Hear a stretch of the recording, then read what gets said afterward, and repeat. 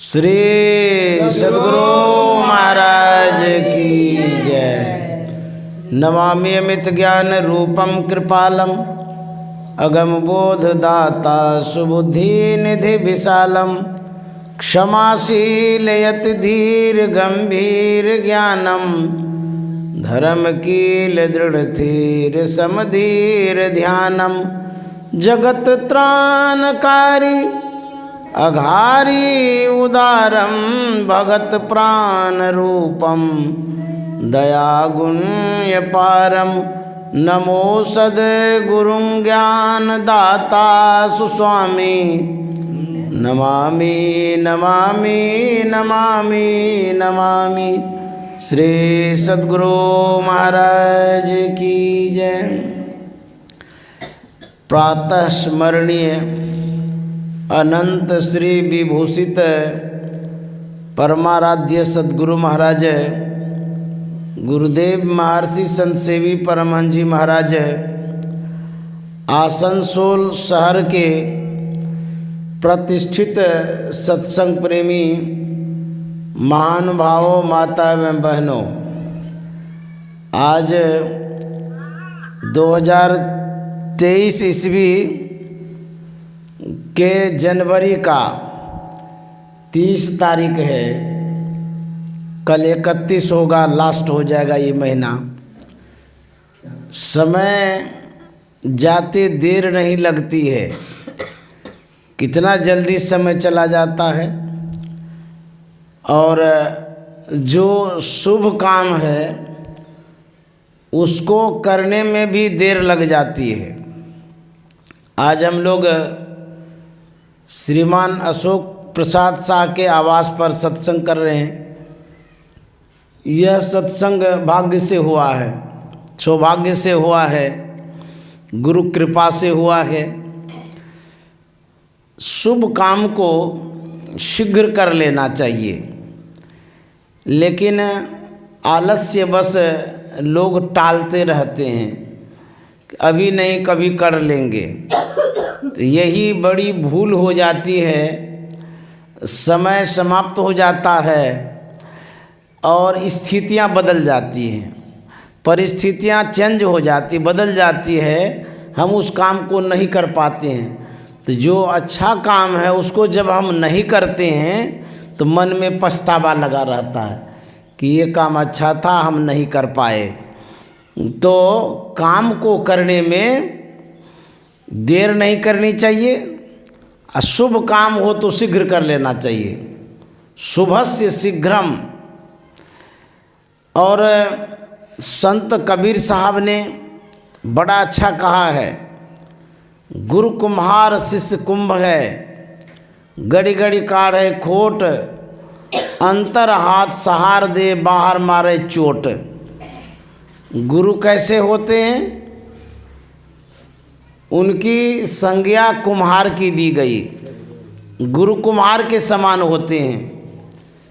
तो कुम्हार का उदाहरण क्यों दिए, और किसी का दे सकते थे। तो कुम्हार में घड़ा गढ़ने की कला है, बनाने की कला है, विशेषता है। वह जब घड़ा गढ़ता है तो उस समय जो भी कंकर पत्थर होता है पहले उसको निकालता है, उसके बाद सजाने के लिए घड़े को संवारता भी है, उस घड़े में चोट भी देता है। चोट इसलिए देता है कि अनुकूल घड़ा बनाएंगे, अच्छा घड़ा बनाएंगे, इसीलिए उसमें चोट भी देता है। तो जब कुम्हार चोट देता है, कोमल सा घड़ा, कच्चा घड़ा फूटता क्यों नहीं है? यही एक विशेषता है उनमें। जहाँ पर वो चोट देता है कुम्हार, आप देखे नहीं होंगे कि भीतर में हाथ भी है, क्योंकि घड़ा का जो मुंह होता है छोटा होता है, उसी मुंह से हाथ घुसा के रखता है वहाँ पर जहाँ वो चोट देता है। यदि वह हाथ नहीं दे घड़ा के अंदर में तो घड़ा भसक जाएगा, फूट जाएगा। तो गुरु क्या करते हैं ठीक उसी तरह से विपदा आपदा कष्ट दुख आता है शिष्य के पास, भक्तों के पास आते ही रहता है, लेकिन उस दुख को सहने के लिए कृपा रूपी हाथ सद्गुरु लगा के रखते हैं। यदि कृपा का हाथ न रहे भक्तों के अंदर में, वह भी बिखर जाएगा, भटक जाएगा, उसकी दुर्दशा हो जाएगी। तो वह कृपा का जो हाथ है वो सूक्ष्म है, अदृश्य है, दिखाई नहीं देता है। गुरु की कृपा होती है लेकिन हम लोग देख नहीं पाते हैं। लेकिन जब चमत्कारिक घटनाएं घटती है, चमत्कार जब जीवन में होता है, तब महसूस करते हैं कि हाँ कृपा हुई है। तो सद्गुरु जो होते हैं वो कुम्हार इसलिए होते हैं, शिष्य के अवगुणों को निकालते हैं, उनके अंदर में जो अज्ञानता है उसको दूर करते हैं और जो संकट है उसको भी काटते हैं। ये सद्गुरु का काम है। तो कुम्हार यही करते हैं और गुरु भी यही करते हैं, इसलिए गुरु को कुम्हार की संज्ञा दी गई है। और गुरु कैसे होते हैं? बड़े महिमामान होते हैं। जो सच्चे सद्गुरु होते हैं वो शिष्य के लिए हर क्षण सुरक्षा रक्षा भी करते हैं। जब बच्चा माँ के गोद में होता है तो माँ बच्चे को बड़े ख्याल से देखभाल करती है, पालती है, पोषती है, निगरानी रखती है। वह बच्चा अबोध है, कोमल सा है, अज्ञान अवस्था में है, माँ उसकी निगरानी रखती है। ठीक उसी तरह से जो शिष्य होते हैं, जो गुरु के शरण में होते हैं, गुरु अबोध बच्चों की तरह पोषते हैं, पालते हैं, निगरानी रखते हैं। इसलिए सच्चे सद्गुरु के ऊपर विश्वास रखना चाहिए, आस रखना चाहिए और भरोसा भी रखना चाहिए। सद्गुरु में विश्वास यदि नहीं होगा तो फिर आपका काम पूरा भी नहीं होगा।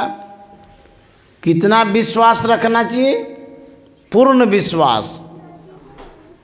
जब तक पूर्ण विश्वास नहीं होगा तब तक आपका काम जो है पूरा नहीं होगा।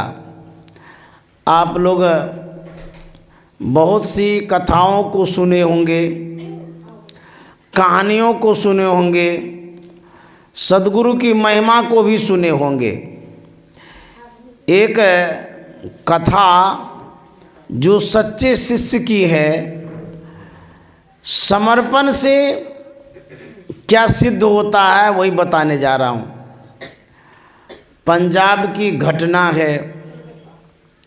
वहाँ पर गुरु नानक साहब विख्यात हुए हैं, सब कोई जानते हैं। जैसे सद्गुरु महाराज सत्संग का प्रचार प्रसार करते रहते हैं, उसी तरह से बाबा नानक भी प्रचार प्रसार करते थे।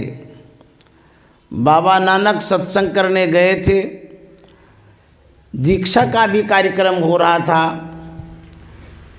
एक दीनहीन व्यक्ति, गरीब व्यक्ति दीक्षा लेने के लिए जाता है। वह दीक्षा प्राप्त कर लेता है, अपने आवास पर आ जाता है, घर पर आ जाता है। समय बीतते चला गया। एक समय आया, बाबा नानक ने अपने शिष्यों से कहा कि एक झंडा नाम करके व्यक्ति ने दीक्षा लिया है, दक्षिणा नहीं दिया है, तुम जाओ उसे सूचित करो कि गुरु ने 500 सर्फी मांगा है दक्षिणा में। आज्ञा पाकर के वह सेवक जाता है झंडा के पास, उसे कहता है कि आपने दीक्षा लिया है, दक्षिणा नहीं दिया है। इसलिए गुरु महाराज ने 500 सर्पी मांगा है आपसे। यही संवाद हम पहुंचाने के लिए आप तक आए थे, गुरु आज्ञा से आए थे। और आपको जो उचित लगे सो करिए। अब मैं वापस जा रहा हूँ। वह शिष्य कह कर के वापस चला गया। झंडा का एक लड़का भी था, जवान था। बाप बेटा दोनों विचार करने लगे कि यह जो संवाद भेजा गया है, 500 सर्पी मांगा गया है, उसकी आपूर्ति कैसे होगी। जो बेटा था उसने कहा कि यह तो गुरु ऋण है, देना चाहिए। झंडा ने कहा कि मेरे पास कहाँ सामर्थ्य है जो मैं 500 सर्पी गुरु दक्षिणा में दूं। घर भी बेचूंगा तब भी पूरा नहीं होगा। तो झंडा के पुत्र ने कहा यदि आपके पास सामर्थ्य नहीं था तो दीक्षा ही नहीं लेना चाहिए था। सोच समझ करके दीक्षा लेना चाहिए था। आप दीक्षा ले लिए, अब बकाया रह गया, ये गुरु ऋण है, पाप लगेगा, ये ठीक नहीं है। तो झंडा कहता है मुझे ये पता नहीं था कि दीक्षा में दक्षिणा भी देना पड़ता है, और इतना दक्षिणा 500 सर्पी का मुझे पता होता तो हम दीक्षा भी नहीं लेते। तो बेटे ने कहा कि आपको पता लगा लेना चाहिए था कि दक्षिणा भी लिया जाता है कि नहीं लिया जाता है। आप पता किए नहीं, अब तगादा भेज दिया गया है, गुरु ऋण चुकता करना पड़ेगा। तो झंडा कहता है कि असंभव है, ये चुकता नहीं कर पाएंगे क्योंकि 500 सर्पी है। तो बेटा कहता है कि नहीं चुकता करेंगे तो पाप लगेगा, ठीक बात नहीं है। दोनों बाप बेटा आपस में बात कर रहा था। उसी समय एक विज्ञापन करने वाला सुना रहा था, प्रचार कर रहा था कि यहाँ एक पहलवान आया है, उसका नाम मस्किनिया है। वह मस्किनिया मल्लयुद्ध करता है, और उसके साथ जो कोई लड़ता है, मल्लयुद्ध करता है, कुश्ती करता है, यदि हार जाता है तो 500 सर्पी मिलता है, जीतने के बाद मुँह मांगा इनाम मिलता है। अब झंडा ने जो सुना बड़ा खुश हुआ, करे उपाय तो निकल गया। बेटा कहता कि क्या उपाय निकल गया। बोले सुनता नहीं है कि ऐलान कर रहा है मस्किनिया के साथ जो लड़ेगा मुँह मांगा इनाम मिलेगा, जो हार जाएगा उसको 500 सर्पी मिलेगा। तो हमको जीतना तो है नहीं, 500 सर्पी जो ऋण है गुरु का वही चुकता करना है। तो उसके बेटे ने कहा कि आप जानते हैं कितना बड़ा पहलवान है। बोले हाँ कितना बड़ा पहलवान है। बोले कि उनसे जो हाथ मिलाता है वो लड़ने जरूर जाता है लेकिन जिंदा वापस लौट करके नहीं आता है। ऐसा पटका मारता है कि प्राण पखेरु उड़ा देता है। तो झंडा कहता कोई बात नहीं है, मर जाएंगे लेकिन गुरु ऋण तो नहीं रहेगा, हम जाते हैं लड़ने के लिए। वो लड़का कहता नहीं नहीं आप मत जाइए, हम जाते हैं लड़ने के, हम जवान हैं, उसका धक्का थाम लेंगे। बोले नहीं नहीं तू जवान है, मर जाएगा तो अभी तुमको और संसार देखना है, इसीलिए तुम रो, हम तो बूढ़े हो गए, मर जाएंगे तो क्या होगा, इसीलिए तुम मत जाओ। अंततः झंडा जाता है मस्किनिया से मल्लयुद्ध करने के लिए। जहाँ आयोजन हो रहा था वहाँ पहुँचा। आयोजक से झंडा कहता है कि मैं इस पहलवान से मल्लयुद्ध करूँगा, कुश्ती करूँगा, लड़ूँगा, मुझे मौका दीजिए। आयोजक ने सिर से नख तक देखा, ऊपर से नीचे तक, ये बुढ़ा शरीर है, शरीर में तो हड्डी खाली है, मांस तो है नहीं, और लड़ने आया इतना बड़ा पहलवान से, ये लड़ेगा कि मरेगा। कहता अरे तुम क्यों लड़ना चाहते, तुम लड़ेगा कि मरेगा? बोले नहीं, एक बार हमको मौका दीजिए, हमको लड़ना है। बोले तुमको लड़ना नहीं है, तुमको मरना है। इतना बड़ा पहलवान से तुम लड़ेगा, वो तो मारिए देगा तुमको। बोला कि मार देगा तो कोई बात नहीं है, लेकिन हम फिर भी लड़ना चाहते हैं। आयोजक समय देता है, झंडा जाता है फील्ड पर। उधर मस्किनिया खड़ा था। मस्किनिया की जब नज़र पड़ी झंडा पर तो मस्किनिया मने मन गुरूर करता है, अभिमान करता है। कहता है मेरे जैसे पहलवान के साथ ये बुढ़ा को भेज दिया लड़ने के लिए। आयोजक को अकल भी नहीं है कि जोड़ी पाड़ी होना चाहिए। हम इतने बड़े हट्ठा कट्टा पहलवान हैं, कहाँ ये बुढ़ा को भेज दिया। शरीर में हड्डी है, खाली मांस भी नहीं है। हमारे साथ लड़ेगा, मेरा भी उपहास होगा, लोग भी क्या कहेगा, कैसे बुढ़ा से लड़ रहा है। अब कीर्ति होगी, लोग भी कहेंगे कैसे कैसे से मस्किनिया लड़ता है। तो मस्किनिया ने झंडा से कहा तुम लड़ना चाहते हो मुझसे? बोले हाँ लड़ना चाहते हैं। बोले तुम जो लड़ने के लिए आए हो, तुमको पता नहीं मेरे विषय में कितना बड़ा पहलवान हूँ? झंडा ने कहा कि पता तो है, लेकिन हम फिर भी लड़ना चाहते हैं। वो किसी और कारण से लड़ना चाह रहा था। बोले कि तू लड़ना नहीं चाहता, तुम मरना चाहता, आज तुम गया संसार से, हमसे तुम लड़ेगा? बोले हाँ लड़ेंगे। तो मस्किनिया ने कहा ठीक है, चलो हाथ मिलाओ। जानते हैं, देखिए गुरु की महिमा पर बता रहे हैं, गुरु की कृपा कैसे होती है। जब झंडा मस्किनिया से मल्ल युद्ध करने के लिए आगे बढ़ता है, वो तो जान रखा था कि आज हम बचेंगे नहीं, क्योंकि इतना बड़ा पहलवान से हम लड़ने जा रहे हैं, मार ही देगा हमको। अंतिम घड़ी में गुरु को स्मरण करता है, याद करता है। देखिए गुरु के अंदर में इतनी शक्ति होती है, प्रकृति को भी वो चेंज कर देता है, प्रकृति को भी बदल सकता है। असंभव काम संभव हो सकता है गुरु महिमा से, समझे?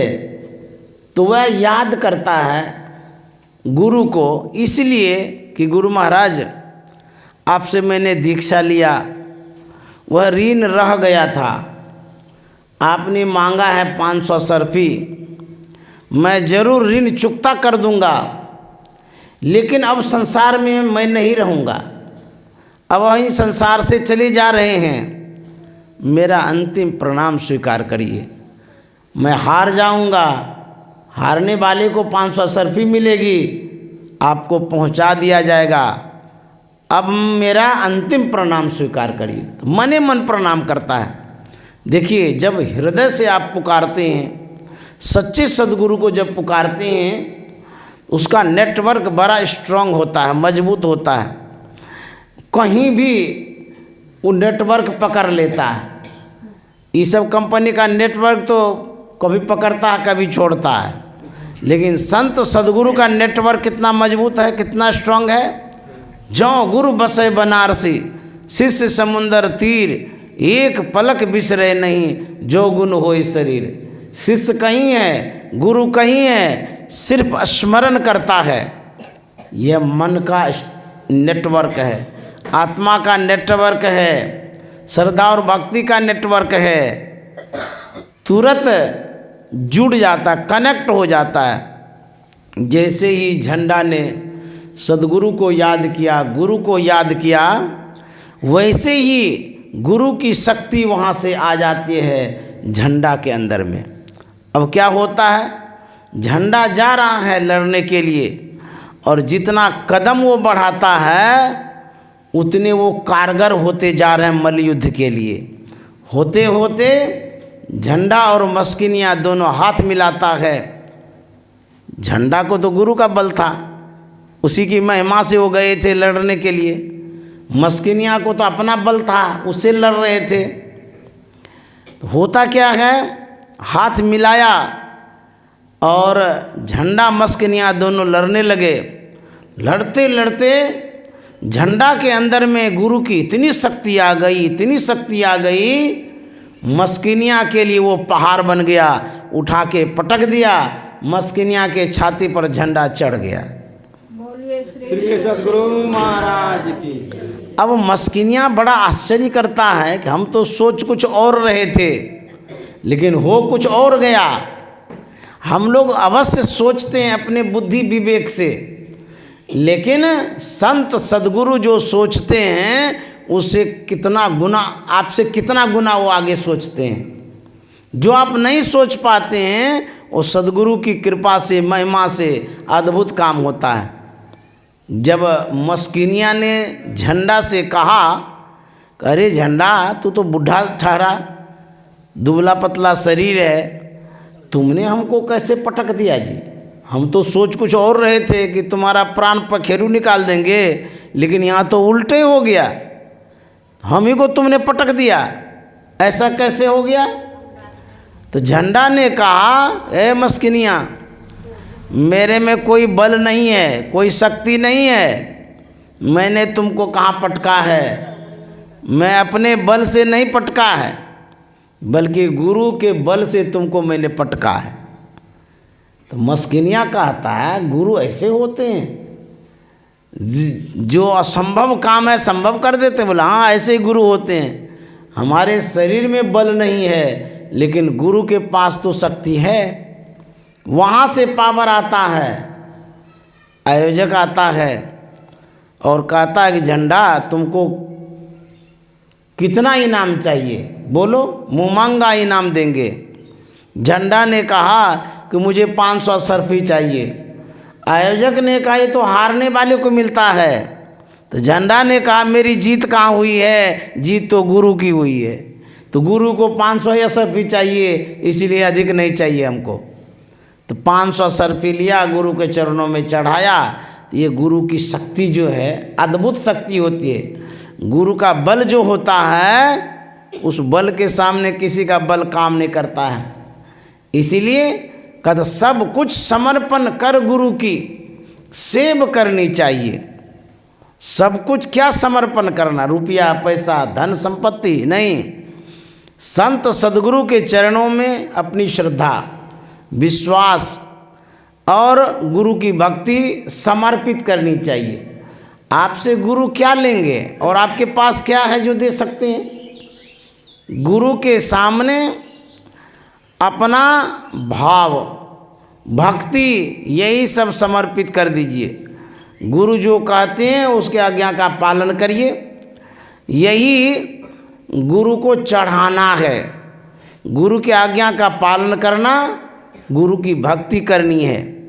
इसलिए संत महात्मा कहते हैं बिना गुरु की कृपा पाए नहीं जीवन उधारा है। बिना गुरु की कृपा पाए नहीं जीवन उधारा है।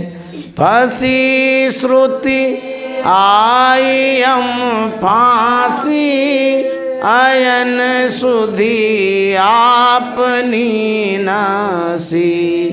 फंसी श्रुति आई हम फांसी अयन सुधी आपनी नासी।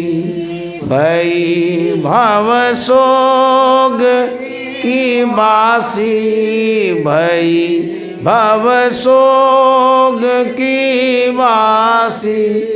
कठिन जहते उधारा है। बिना गुरु की कृपा पाए नहीं जीवन उधारा है।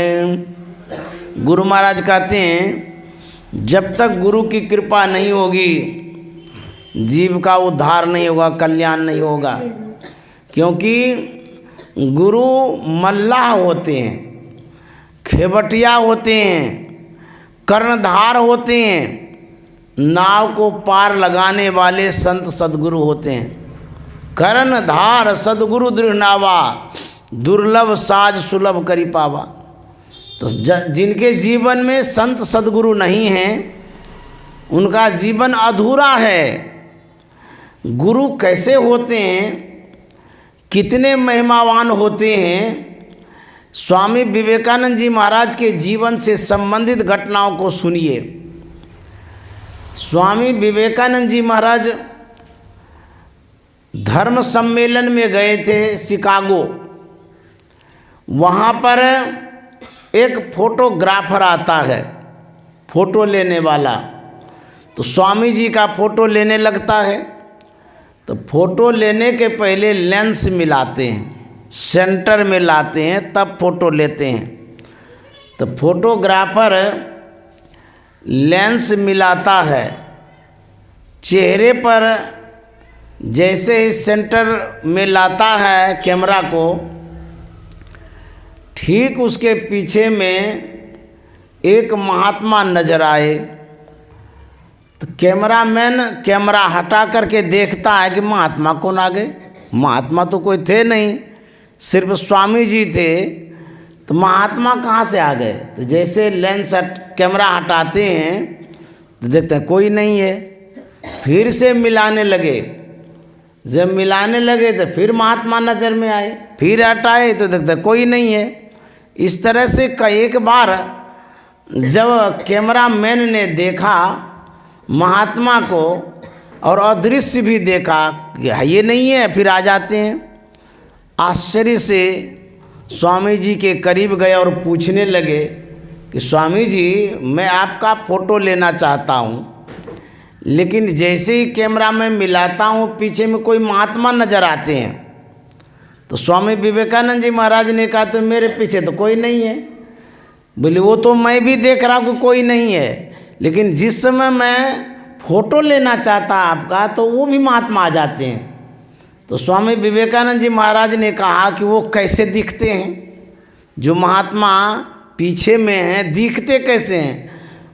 तो कैमरामैन ने कहा बुजुर्ग जैसे हैं, ऐसे ऐसे रंग रूप के हैं, ऐसी ऐसी दाढ़ी है। जैसे ही स्वामी जी ने जाना कि हमारे गुरुदेव हैं तो वहीं रोने लगे। बोले धन्य है गुरुदेव, मैं कहाँ शिकागो में हूँ, विदेश में हूँ, और मेरे पीछे आप आ गए।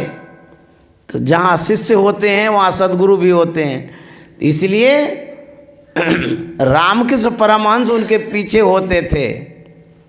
तो जहाँ हम लोग होते हैं, यदि उनको याद किया जाता है, उन यादों में संत सद्गुरु उपस्थित होते हैं।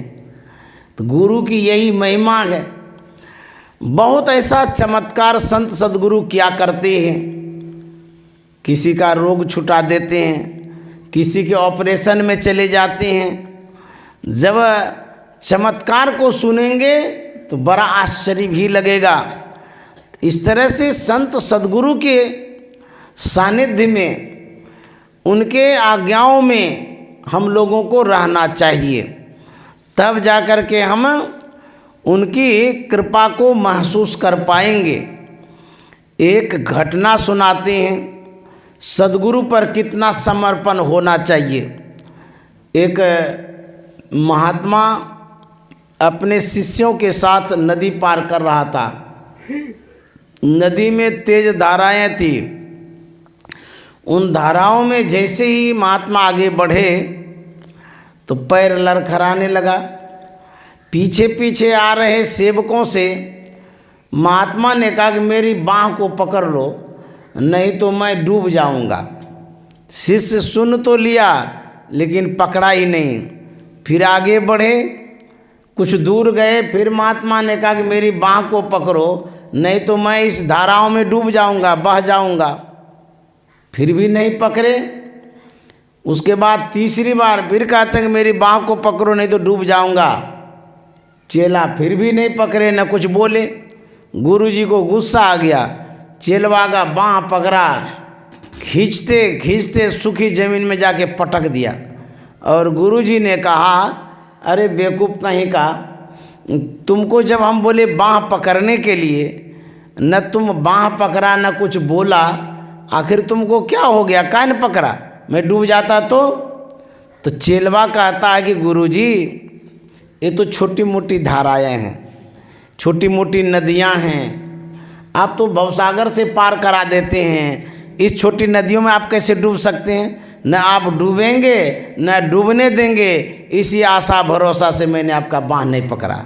श्री सद्गुरु महाराज। सद्गुरु करुण कर तर ठहर, धर में ही जावे पार में।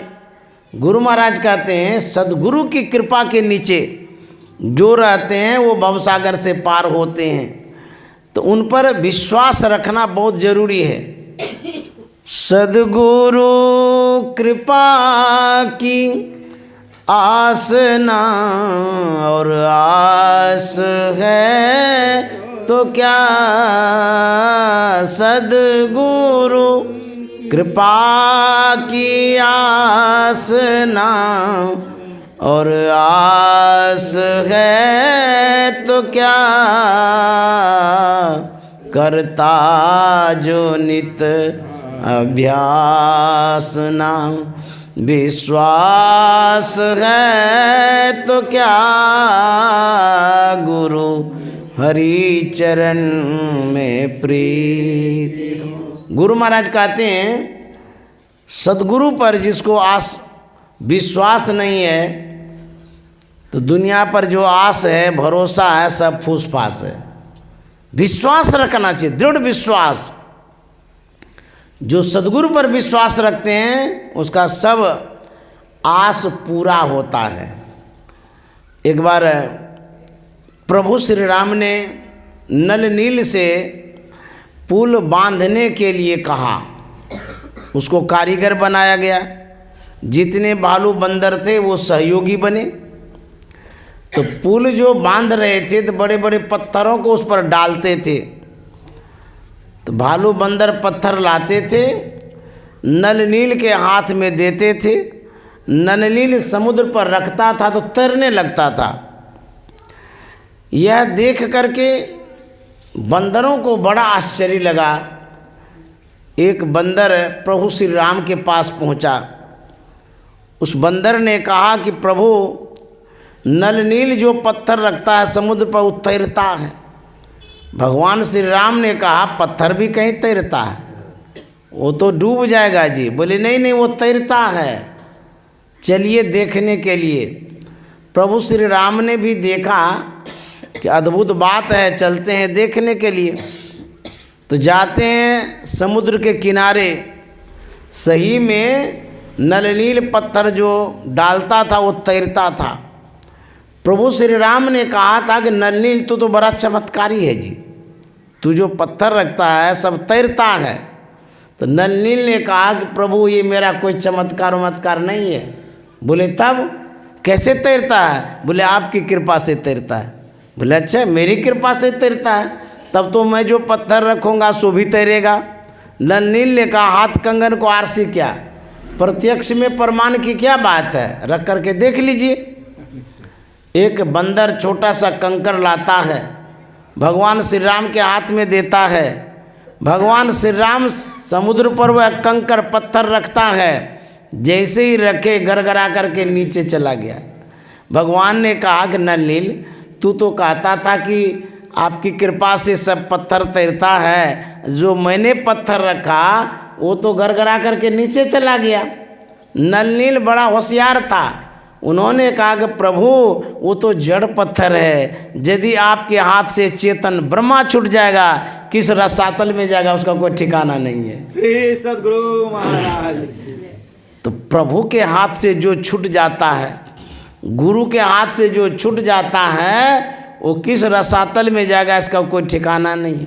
भगवान श्री राम भी गुरु को मानते थे और उनकी महिमा को महसूस वो करते थे। जब प्रभु श्री राम रावण पर विजय प्राप्त कर अयोध्या लौटता है, अपनी माँ के पास जाता है।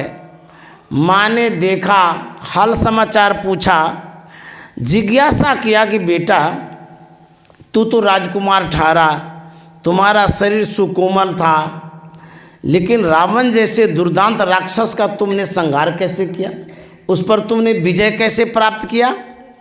तो यहाँ तो प्रभु श्री राम को यही कहना चाहिए था कि मैं भगवान था, शक्तिशाली था, बहुत सारे सैन्य बल थे, उसी के कारण मेरी विजय हुई। लेकिन ऐसा नहीं कहते। प्रभु श्री राम कहते हैं कि माँ तुम जानना चाहती हो कि मैंने विजय कैसे प्राप्त किया। बोले हाँ जरूर जानना चाहती हूँ, बताओ कैसे प्राप्त किया। तो प्रभु श्री राम क्या कहते हैं, गुरु वशिष्ठ कुल पूज्य हमारे, तिनकी कृपा धनुज रन मारे। जो वशिष्ठ कुल गुरु हैं हमारे, उनकी कृपा से हम रावण का संहार कर पाए, रावण पर विजय प्राप्त कर पाए। अब जरा सोचिए, वशिष्ठ मुनि तो लड़ने नहीं गए थे, युद्ध में कहीं चर्चा नहीं है लड़ने की। तो भगवान श्री राम कहते हैं उनकी कृपा से मैंने विजय प्राप्त किया। इसका मतलब है कि कृपा भी बहुत कारगर होता है। गुरु कहीं रहते हैं, कृपा कहीं से होती रहती है।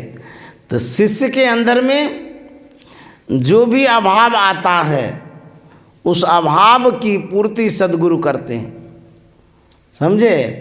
और जो भी संकट आता है, संत सद्गुरु उसको काटते हैं। इसीलिए गुरु महाराज ने कहा संकट टारन सद्गुरु जी, भजमन सद्गुरु दयाल काटे जम जाला। ये तो जगजाल है, वो जमजाल काटते हैं। इसलिए गोस्वामी तुलसीदास जी महाराज ने गुरु महिमा को महसूस करते हुए कहा है, बंदो गुरुपद कंज कृपा सिंधु नर रूप हरि, महामोहतम पुंज जासु बचन रवि करनी कर। मैं प्रणाम करता हूँ संत सद्गुरु को, उनकी वंदना करता हूँ। अब जरा सोचिए, गोस्वामी तुलसीदास जी महाराज के इष्ट हैं भगवान श्री राम, तो उनकी वंदना पहले नहीं करके गुरु की वंदना करते हैं कि मैं गुरु के चरणों में प्रणाम करता हूँ। वहाँ तो लिखना चाहिए बंदो श्री राम पद, या लिखना चाहिए बंदो हनुमान पद। गोस्वामी जी सीधे लिखते हैं बंदो गुरुपद। क्यों ऐसा लिखे? इसलिए कि गुरु जो होते हैं भगवान से भी बढ़ कर के होते हैं। महामोहतम पुंज जासु बचन रवि करनी कर। हमारे अंदर में जो अंधकार है उसको दूर करने के लिए वो सूर्य के समान है। हमारे अंदर में जो अज्ञानता है उसको दूर करने के लिए वो ज्ञान स्वरूप हैं। इसलिए प्रथम वंदना गुरु की करते हैं। तो गुरु जो होते हैं वो सबसे श्रेष्ठ होते हैं। एक गुरु भक्तिन हुई सहजोबाई, वो क्या कहती है, राम तजो पे गुरु न विसारू, गुरु के सम हरि कून निहारू। राम तजो पे गुरु न विसारू, गुरु के सम हरि कून निहार। उनसे पूछा गया कि भाई आप कहते हैं राम को हम छोड़ सकते हैं, गुरु को नहीं छोड़ेंगे, आखिर राम से बढ़कर के गुरु में क्या विशेषता है? क्यों ऐसा आप कहती हैं कि हम राम को छोड़ देंगे, गुरु को नहीं छोड़ेंगे? जानते हैं सहजोबाई क्या जवाब देती है, हरि ने जन्म दियो जग माही, हरि ने जन्म दियो जग माही, गुरु ने आवा गमन छुटाई। इसीलिए राम तजो पे गुरु न विसारू, गुरु के सम हरि कून निहारू। कहते हैं कि परमात्मा ने हमको मनुष्य का शरीर दिया है। इस शरीर में आकर के भी तो हम संसार में लटक जाते हैं, भटक जाते हैं, आवागमन में पड़ जाते हैं। लेकिन गुरु क्या करते हैं? गुरु ज्ञान देते हैं, गुरु सीख देते हैं, बोध देते हैं, वह दे करके हमको आवागमन से छुड़ा देते हैं। इसीलिए राम से बढ़कर के गुरु होते हैं। एक जेल है, जिस जेल में बहुत सारे कैदी हैं, कैदियों को उस जेल में बहुत कष्ट होता है। खाने का दिक्कत, पहनने का दिक्कत, सोने का दिक्कत, पानी का दिक्कत, दवाई का दिक्कत, दिक्कत ही दिक्कत है। मान लिया जाए उस जेल में जो दिक्कतें हो रही हैं उसको जान करके कोई श्रद्धावान व्यक्ति जाता है, सामर्थ्यवान व्यक्ति जाता है, वहाँ सेंट्रल जेल में जो पौष्टिक आहार है उसकी व्यवस्था कर देता है। अच्छा अच्छा खाना, फल फूल आदि का प्रबंध कर देता है। यह पाकर के जो कैदी है बड़ा खुश होता है कि वाह, कितने अच्छे धर्मात्मा पुण्यात्मा आए कि हमको जेल में ही सब व्यवस्था कर दिए। दूसरा जाता है अस्वस्थ कैदियों के लिए मेडिसिन दवाई की व्यवस्था कर देता, औषधि का व्यवस्था करता है, समुचित उपचार का व्यवस्था करता है, दवाई डॉक्टर सब उपलब्ध करा देता है। यह देख करके जितने कैदी हैं सब खुश हो जाते हैं। और कोई व्यक्ति जाता है कैंट आर ओ लगा देता है, शुद्ध पानी की व्यवस्था कर देता है। और कोई जाता है ठंड गर्म कपड़े का प्रबंध कर देता है, व्यवस्था कर देता है। इस तरह से इन प्रकारन सारी व्यवस्था हो जाती है। यह व्यवस्था पाकर के जितने कैदी हैं सब खुश होता है, बड़ा प्रसन्न होता है। लेकिन एक बात का खटका लगा रहता है। अब खाने का हो गया, सोने का, पानी का, फल फूल सब, दवाई पानी सब हो गया। अब क्या खटका रह गया? कैदी के मन में होता है आखिर तो हम जेल में न हैं, भले सब प्रबंध है लेकिन हैं तो जेल में ही। यह खटका उसको सताता है। एक व्यक्ति जाता है, कुछ भी वह प्रबंध नहीं करता है और क्या करता है, पैरवी कर देता है। जेल से सभी कैदियों को छुट्टी कर देता है, छुड़ा देता है। सभी कैदी बाहर हो जाते हैं। उन कैदियों से कहा जाए अरे इतना सुविधा जेल में था, बाहर क्यों आ गए, वहाँ अच्छा नहीं लगा? तो कैदी क्या कहेगा, भले हम नमक रोटी खाएंगे लेकिन परिवार के साथ रहेंगे। तो कैदी से पूछा जाए कि सबसे बड़ा उपकार किनका हुआ, जिसने आपको खिलाया पिलाया सब प्रबंध किया उनका, या जिसने जेल से छुड़ा दिया उनका? बोले कि जिसने जेल से छुड़ाया सबसे बड़े उपकारी वही हुए। भले सुविधा मिलती थी लेकिन आखिर जेल में न थे। ठीक उसी तरह से शरीर और संसार रूपी जेल में हम लोग हैं। जीव शरीर और संसार रूपी जेल में कैद है, बंधन में है। तो संत सद्गुरु क्या करते हैं, वो कुछ देते तो नहीं हैं लेकिन ज्ञान देते हैं। ज्ञान दे करके, युक्ति दे करके इस जेल से आपको मुक्त करा देते हैं। तो सबसे बड़े उपकारी गुरु होते हैं। इसीलिए गुरु से बढ़कर के कोई नहीं होते हैं। गुरु सत गुरु सम हित नहीं को, निस दिन करिए सेव हो। गुरु सत गुरु सम हित नहीं कोई, निस दिन करिए सेव हे। गुरु सत गुरु सम हित नहीं को, निस दिन करिए सेव हे। माता हूँ ते बड़ी छोह करें नित, पिता हूँ ते अधिक भलाई है।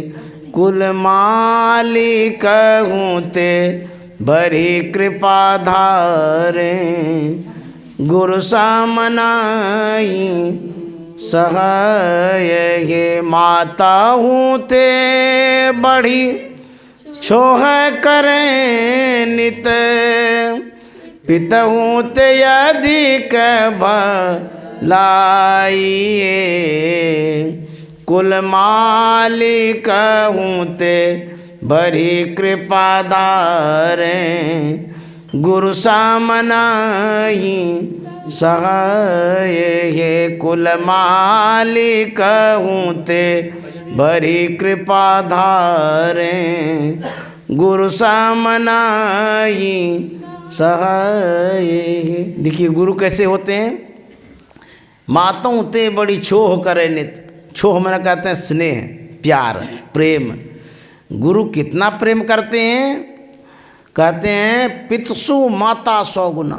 बुझिए, पिता से माता 100 गुना प्यार करते हैं।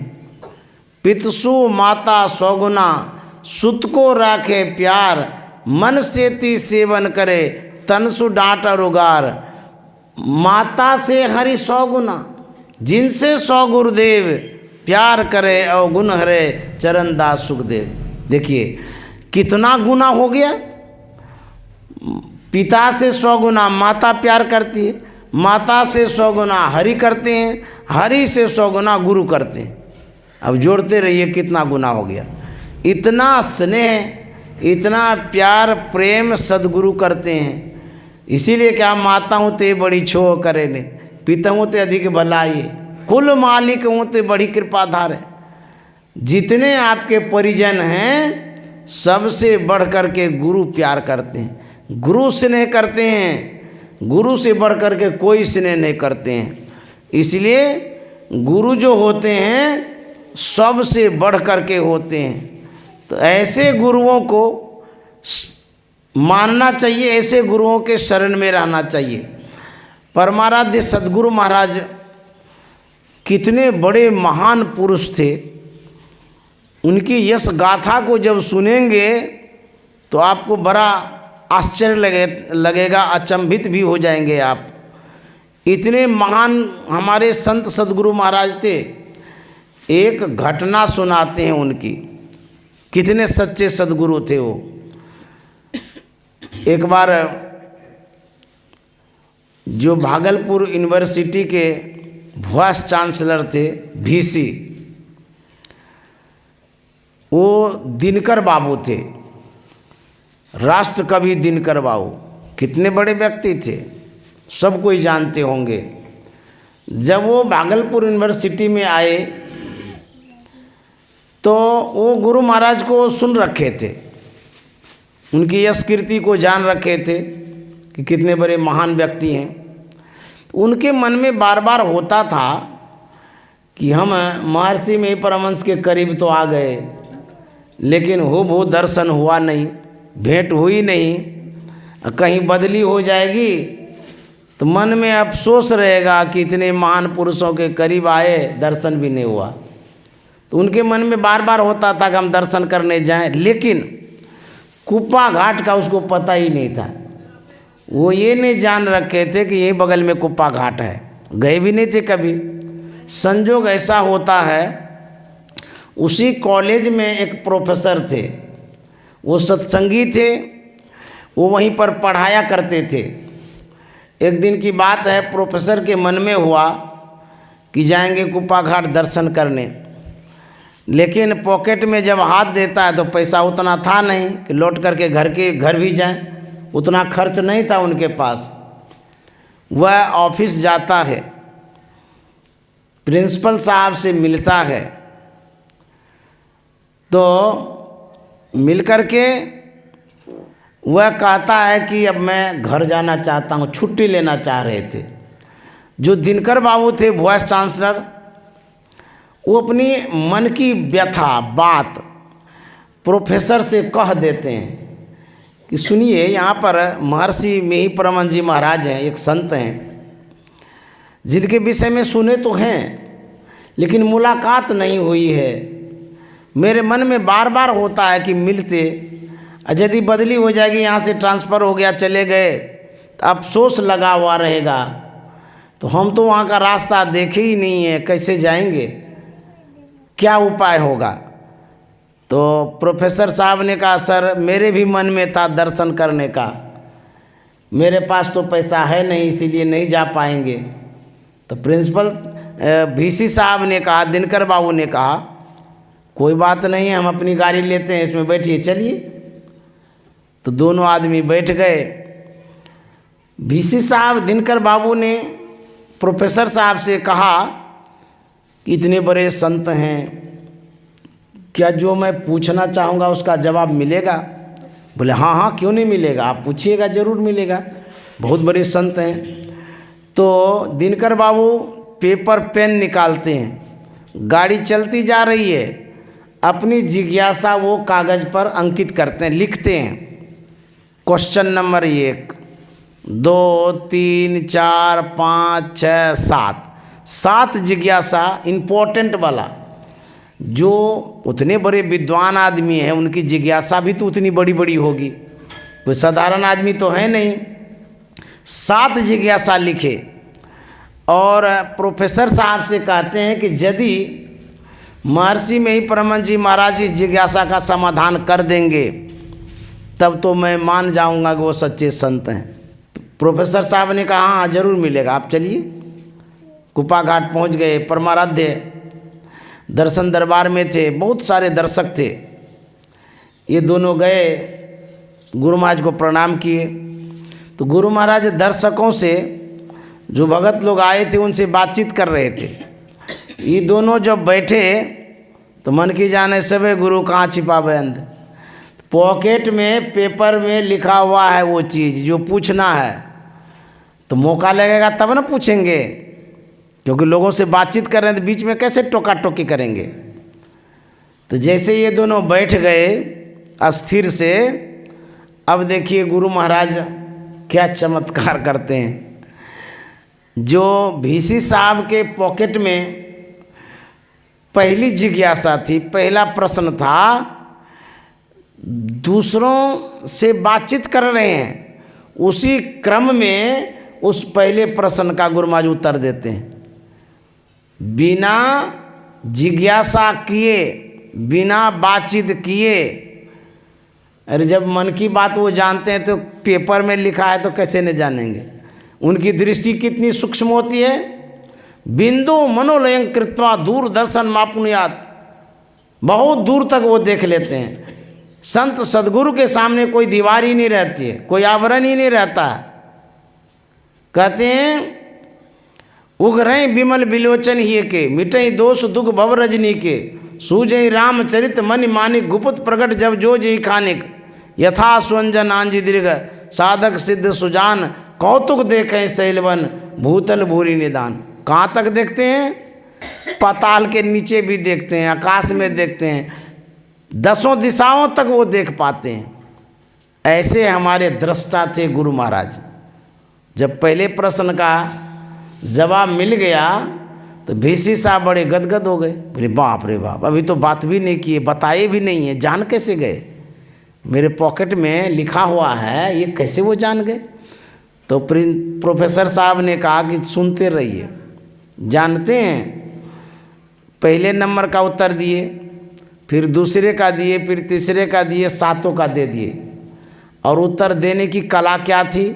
जिस क्रमबद्धता पूर्वक वो क्वेश्चन लिखे थे उसी क्रमबद्धता पूर्वक उत्तर भी गुरु महाराज ने दिया। तो जैसे ही 7 प्रश्न का जवाब मिल गया तो VC साहब खड़े हो गए, चरणों में साष्टांग प्रणाम किए और बोल दिए कि मैं मान गया कि सच्चे संत हैं। श्री सद्गुरु महाराज की। ऐसे गुरु महाराज थे, इतने महान थे हमारे गुरु महाराज। तो ऐसे सच्चे सद्गुरु के शरण में रहने से वो सब कुछ देखते भी हैं और सारा प्रबंध भी करते हैं। यदि वो हमारे संकटों को, कष्टों को नहीं हरेंगे तो फिर उनके शरण में कौन रहेंगे, कैसे रहेंगे? सो बताइए। आज से हम सद्गुरु की महिमा नहीं सुनते आ रहे हैं।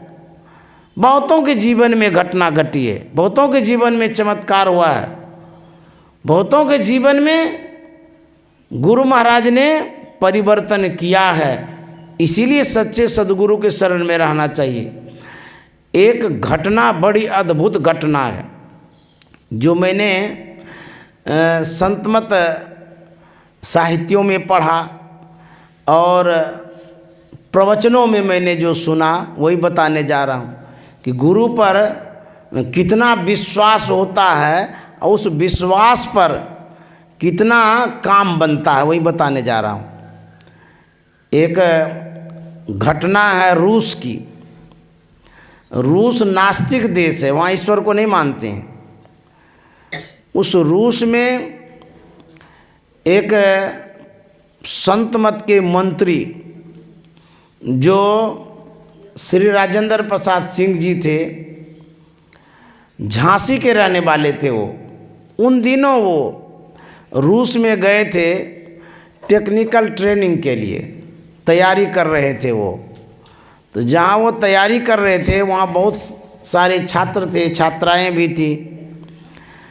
तो राजेंद्र बाबू दीक्षित थे, तो समय समय पर ये ध्यान भी कर लेते थे। स्टूडेंट थे, संस्कार कितना अच्छा था। तो जो ध्यान करते थे, तो जो रूसी छात्र और छात्राएं थीं, उनमें से एक लड़की जो तैयारी कर रही थी, उन्होंने देखा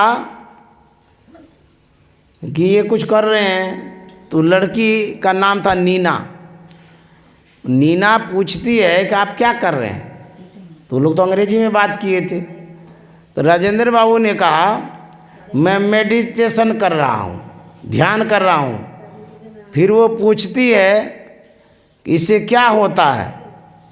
फिर बताया गया ध्यान की महिमा को, समझाया गया। तो जब बताया गया तो वो बड़े प्रभावित हो जाती हैं और उन्होंने कहा कि हमें भी ये बात बता दीजिए, अर्थात हमें दीक्षा दे दीजिए, मैं भी मेडिटेशन करूँगी। तो राजेंद्र बाबू ने कहा था कि नहीं नहीं, ये गुरु आज्ञा नहीं है, हम अधिकृत नहीं हैं, इसीलिए दीक्षा आपको नहीं दे सकते हैं। तो नीना जिद करने लगी, बोले कि आप अधिकार ले लीजिए दीक्षा का, तब दीजिए दीक्षा। तो उन्होंने कहा कि ठीक है, मैं संपर्क करता हूँ। तो यहाँ गुरु महाराज से उन्होंने संपर्क किया। तो गुरु महाराज ने अंग्रेजी में सब आदेश कर दिया, दीक्षा विधि सब बतला दिया, यहाँ से भेज दिया उसको आदेश पत्र। तो वह पा करके राजेंद्र बाबू ने नीना को दीक्षा दिया। तो वो भी ध्यान करने लगी। एक समय आया जबकि अपने अपने सब घर चले गए। तो वह जो नीना नाम की लड़की थी, रूसी लड़की, वह गुरु महाराज के तस्वीर को रखी थी, छोटी सी तस्वीर। घर जब गई तो तस्वीर लेके गई, ध्यान भी करती थी। तो जिस कमरे में वो रहती थी उसी कमरे में तस्वीर को सजा दी, रख दी, ध्यान करने लगी।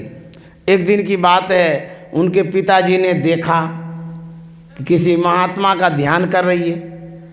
पूछते हैं कि क्या कर रही हो? तो बोला मेडिटेशन कर रहे हैं। बोले ये कौन है? बोले कि महात्मा है। बोले कहाँ के हैं? बोले भारत के। बोले अरे काहे ध्यान करती हो, काहे पूजा पाठ करती हो महात्मा का? ये ठीक नहीं है, क्योंकि नास्तिक देश है ना वो रूस। तो उन्होंने कहा नहीं, हमारे गुरु महाराज हैं, इसीलिए मैं इनका ध्यान करती हूँ, इनका पूजा करती हूँ। बोले नहीं नहीं, ये सब फालतू है, ये सब छोड़ दो, पूजा पाठ मत करो। और वो भी भारत के महात्मा हैं, दूसरे देश के। तो उन्होंने कहा नहीं, हम इसको नहीं छोड़ सकते। देखिए गुरु भक्ति में कितनी शक्ति होती है, वही बतलाने जा रहा हूँ। तो बोले अरे हम कहते हैं तुम्हारे पिताजी हैं, हमारी बात नहीं मानोगे? बोले हाँ मानेंगे, सब बात मानेंगे, लेकिन ये जो कहते हैं इसको छोड़ दीजिए, ये बात नहीं मानेंगे। ये हमारे गुरु महाराज, हम कैसे छोड़ देंगे? जितना बात कहिए सब मानेंगे, लेकिन ये गुरु भक्ति हम नहीं छोड़ेंगे, इनको नहीं छोड़ सकते हैं, क्यों? मैं जानती हूँ उनकी महिमा को, सुन रखी हूँ। बोले सुनो, यदि मेरी बात नहीं रखोगी तो तुमको घर से बाहर कर देंगे। नीना ने कहा पिताजी घर से बाहर होना मुझे मंजूर है, लेकिन गुरु भक्ति नहीं छोड़ सकते हैं, ये मंजूर नहीं है हमको। अंततः जानते क्या हुआ? बोले कि तब जाओ हमारा घर छोड़ करके भागो यहाँ से, हम नहीं रहने देंगे तुमको। भगाइए दिया। पढ़ी लिखी लड़की है, कोई साधारण लड़की नहीं है। लेकिन वो गई कहाँ? वो चली गई थाना, FIR कर दिया, कोर्ट में केस कर दी पिता के ऊपर। देखिए बाप और बेटी दोनों में कैसा विवाद होता है। केस चलने लगा, कुछ दिनों तक केस चला। एक समय आया, जज दोनों से पूछते हैं, उनके पिताजी से पूछे कि भाई बात क्या है, क्या मामला है, आप बाप बेटी दोनों लड़ रहे हैं, केस लड़ रहे हैं। तो उसके पिता ने कहा कि देखिए, इनको हम बोलते हैं कि सब पूजा पाठ मत करो, भारत के महात्मा की पूजा करती है ये, इसको हम बोलते हैं छोड़ दो। तो कहता नहीं छोड़ेंगे। बोले कि नहीं छोड़ोगे तो घर से भगा देंगे। बोले सो मंजूर है, लेकिन हम पूजा करना नहीं छोड़ेंगे। तो उसी कारण से इसको हम भगा दिए। उसके बाद बेटी से पूछते हैं कि तू बताओ। नीना से जज साहब ने पूछा कि बात क्या है। नीना कहते कि सर आप लोग गुरु को नहीं मानते हैं। बोले हाँ, क्यों नहीं मानते, सब कोई गुरु को मानते हैं। तो बोले कि ये जो महर्षि में परमानंद जी महाराज, ये तो हमारे गुरु हैं, मैं इनको मानती हूँ, इनकी पूजा करती हूँ, इसमें क्या अपराध है, क्या दोष है, क्या गलती है मेरी, सो बता दीजिए। गुरु महाराज की ऐसी कृपा होती है, जज का दिमाग बदल जाता है। उसी समय जज साहब ने कहा कि अपनी बेटी को घर ले जाओगे कि जेल जाओगे। तो डर के मारे वो बेटी को घर ले गया। उसके बाद ये सब मामला शांत हो गया। तो देखिए, विदेशी लड़की है, गुरु महाराज को कभी देखी नहीं है, कितनी आस्था है, कितना विश्वास, कितना श्रद्धा।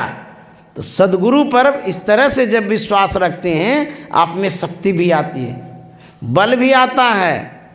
सद्गुरु के बल से बहुत काम हो जाता है। इसलिए हम लोगों को विश्वास के साथ चलना चाहिए, विश्वास रखना चाहिए। और जीवन में सुख दुख आता है, हम लोग जुड़े हुए हैं संकट दूर करवाने के लिए, कि सद्गुरु की पूजा करेंगे, ध्यान करेंगे, वो संकट दूर करेंगे। लेकिन समय तो लगता है। आप जाते हैं डॉक्टर के पास, ऑपरेशन करवाते हैं, क्या उसमें दर्द नहीं होता है? बहुत दर्द होता है, छटपटाते भी हैं, चिल्लाते भी हैं। यदि आप कहिएगा इतना दर्द कौन बर्दाश्त करेगा, डॉक्टर की बात को यदि नहीं रखिएगा तो सुख भी नहीं मिल सकता है। उसी तरह से जो दुख है, जो दर्द है, जो संकट है, जो आफत आता है, उसमें पेशेंस रखिए, धैर्य रखिए, धीरज रखिए, तब आपका काम बन जाएगा। सबके जीवन में दुख आता है। गुरु महाराज को भी तो हर्निया की बीमारी हो गई थी, उनको भी तो शारीरिक कष्ट हुआ था। गुरु महाराज के जीवन में भी जगह जमीन की झंझटें हुई थी। कुप्पा घाट की बात कहता हूँ, जब चार दीवारी नहीं थी, बहुत लड़ाई हुई है। पूछिएगा पुराने बाबा से, कितना झंझट झगड़ा हुआ है, केस कास हुआ है। विवाद कहाँ नहीं है, सब जगह है। लेकिन सद्गुरु पर आस्था रख करके करते रहिए, सब दूर होता है। समय आता है, बदलता है। सूर्य जब उगता है तो डूबता नहीं है, डूबता भी है। और यदि सूर्य डूबता है तो उगता नहीं है, उगता भी है। तो जो उगने और डूबने का समय है, उस समय का इंतजार तो करना पड़ेगा। मान लिया जो सूर्य डूब गया, तो आप क्या सिर फोड़िएगा कि क्यों डूब गया? अरे भाई, डूबा है कुछ क्षण के लिए, कुछ समय के लिए, वो डूबे नहीं रह सकता, वो उगेगा। सुबह देखिए उगता है ना। तो जितनी देर लगती है उगने में, उतना देर बर्दाश्त करते हैं ना। घर में रहते हैं, बिजली बत्ती में रहते हैं, अंधकारों में रहते हैं, कहाँ जाइएगा भाग करके? उसी तरह से जब विपत्ति दुख आता है, कुछ देर के लिए आता है, कुछ दिन के लिए आता है, फिर बदलता है। कोई भी चीज़ एक रस नहीं रहता है। जैसे आपको दुख हो गया, दुखे यदि सब दिन रहेगा तो सब दिन तो परमात्मा रहते हैं, तो दुखे को लोग भगवान समझेंगे। एक रस दुख नहीं रह सकता है, एक रस परमात्मा रहते हैं। इसीलिए मन में बैठा लीजिए कि जो सुख है, जो दुख है, ये बदलते रहता है, चेंज होते रहता है, और ऐसे जीवन में आएगा। और सद्गुरु पर यदि विश्वास करके रखेंगे, वो दुख जो है ना, जो हो वह सूली सजा कांटे ही टली जाए। इतना अंतर आएगा कि भयंकर बीमारी नहीं होगी, भयंकर आपदा नहीं आएगी, भयंकर एक्सीडेंट नहीं होगा। एक्सीडेंट भी होगा तो बच जाएंगे। ये सब संत सद्गुरु जो है ना इस तरह से करते हैं। तो विश्वास के साथ करिए। आज जो हम लोग श्रीमान अशोक प्रसाद शाह जी के यहाँ आसनसोल में सत्संग किए, बड़ी खुशी मिली, इन्होंने बुलाया और इन्होंने सत्संग कराया। तो इस तरह से इनके लिए शुभकामना मंगल कामना है। इन्होंने बड़ी आस्था से व्यवस्था किया। और आप जो सत्संग प्रेमी बैठे हुए हैं, आप लोगों के लिए भी शुभकामना मंगल कामना करते हैं। आप ना होते तो किसको सुनाते। तो आप लोग इतने तादाद में आए हैं, आप लोगों को भी बहुत बहुत साधुवाद धन्यवाद है। आप लोग गुरु भक्ति में लगे रहिए। जो दीक्षा नहीं लिए दीक्षा ले लीजिए और भजन करिए, तब जा कर के आपका जीवन सुधरेगा। अन्यथा भवसागर में नरक में जाएंगे, दुख भोगते रहेंगे, कष्ट होगा। तो सद्गुरु से शिक्षा लेना बहुत ज़रूरी है। ले कर के भजन करिए। श्री सद्गुरु महाराज की जय।